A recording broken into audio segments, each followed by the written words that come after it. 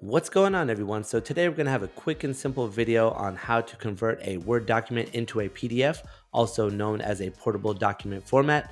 And this is a great way to preserve your original file's formatting in case you're going to be sending out a file and you don't want it to get manipulated or changed in any way. So we're going to go ahead and get started here. I'm going to go down and open up Microsoft Word. And what I did here was just open up a template to use as an example. You could see I opened it up, populated some information here, build text skills, 1, 2, 3 example street, other not so funny jokes. You could tell I'm very creative.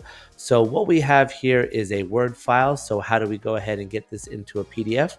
So we're going to go up here to the top left corner over to File and select that option.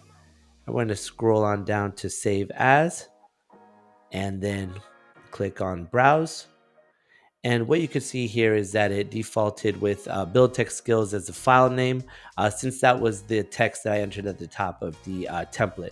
So you can literally go ahead and change this to anything you want. And then you can see the save as type is defaulted to a Word document, of course, because we are in Microsoft Word. So what we're going to do is select that and scroll on down here to PDF and then select that option right there. And finally, if you want to choose the location that you're going to save your file, you can go ahead and select it over here. So I'm just going to go ahead and throw it on my desktop. And then finally, we go ahead and hit save. And what we have here is a PDF document, the same format, same file that we had open in Microsoft Word, but now in PDF form. And as you can see here, I'm trying to select it. You can't delete it or do anything to manipulate this document. So this is great for distribution if you can be sending it out or anything like that.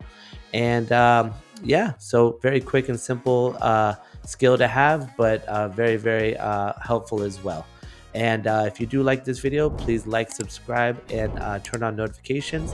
And as always, if you have any suggestions for a video that you would like to see, please let me know. Leave a comment below. And thank you so much. I'll see you in the next one.